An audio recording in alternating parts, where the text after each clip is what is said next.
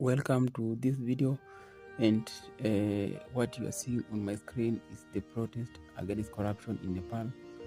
Currently you have been seeing these protests happening in Kenya and some few parts of the world, but this was wild.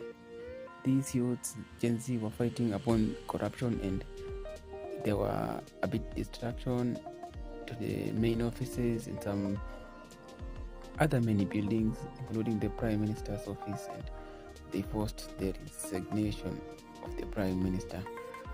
So this was a fight upon corruption, and actually it was very hell since they were trying to make change. So guys, watch this video and make sure you support this video by just liking, and at least make sure you support this also by subscribing. So let's go.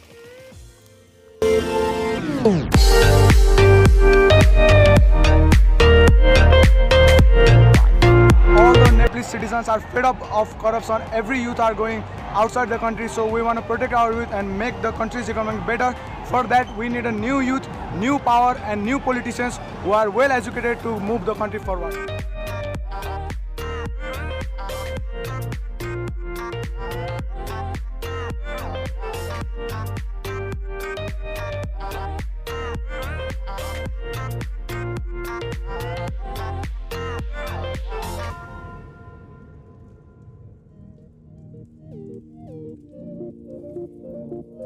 Riots continue to rage in Nepal.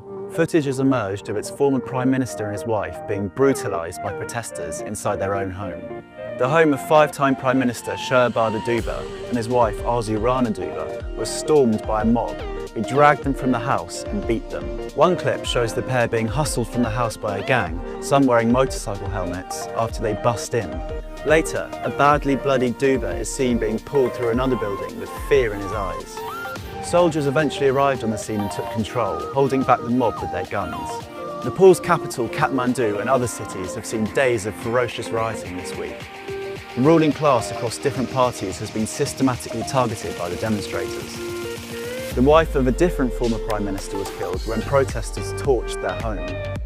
Another shocking video showed Nepal's finance minister being hounded along a river to the jeers of rioters. The mob also set fire to Nepal's main parliament building and the home of the Prime Minister, KP Sharma Oli, forcing his resignation on Tuesday. Fury first erupted after the government banned 26 websites, including Facebook, X and YouTube. Riots persisted even after the ban was lifted and the PM had resigned, as revolutionary fever ran wild through the young demonstrators. 19 people were killed earlier this week when police opened fire on the crowds of demonstrators, which further fueled the anger. Army helicopters have been used to evacuate some ministers to safety, and police have deployed water cannons, batons and rubber bullets in their efforts to keep rioters at bay. So we have seen the protesters coming up in a large amount, the younger protesters, the Gen Z, coming up in the streets and fighting for the real bad governance and corruption, and so-called the exchanging of powers to relatives, something like that.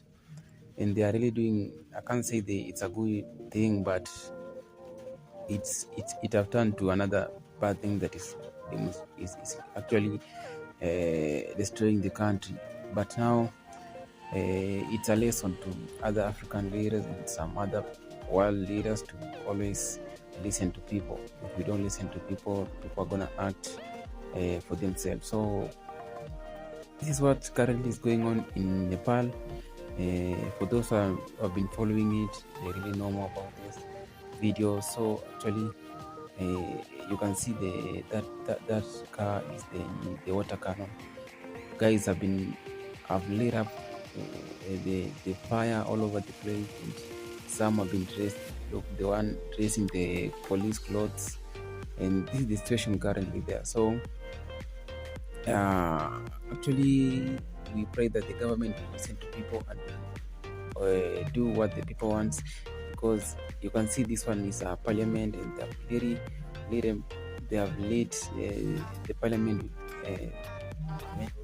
with fire, and it's burning up. So currently this is the situation.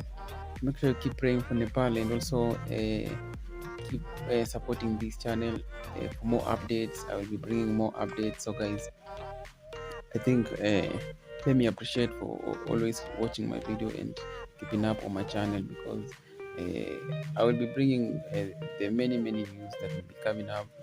And guys, for now, bye for that.